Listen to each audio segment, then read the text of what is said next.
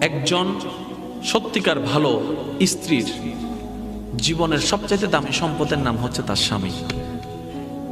মাকে, বাবাকে, পরিবারকে সবকিছু ছেড়ে ওই স্বামী নামক শব্দটাকে খুশি করার জন্য সবকিছু ছেড়ে অচেনা এক পরিবারের মধ্যে চলে আসে। সুবহানাল্লাহ। আসে তো আসে, খুব অবাক লাগে, এবার মানাইও নেই, একদম ম্যাচিং হয়ে যায়।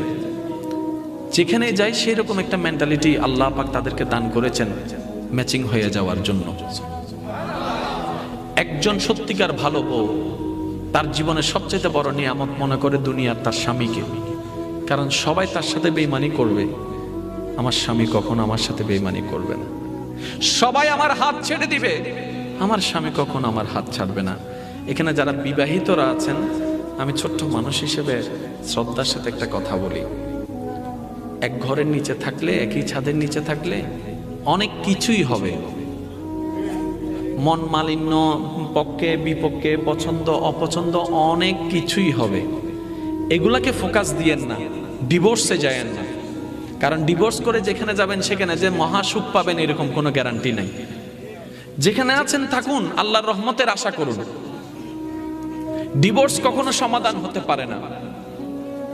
স্বামীর কাজ হচ্ছে স্ত্রীদেরকে মায়া প্রদর্শন করা, মহাব্বত প্রদর্শন করা, কেয়ারিং পছন্দ করা, কেয়ারিং প্রদর্শন করা।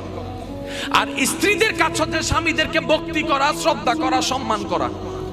দুইজনের পক্ষ থেকে যখন এই ইসলামের নিয়ম দুইটা চলে আসবে, অশান্তির সংসার অশান্তির হয়ে যাবে। সুবহানাল্লাহ।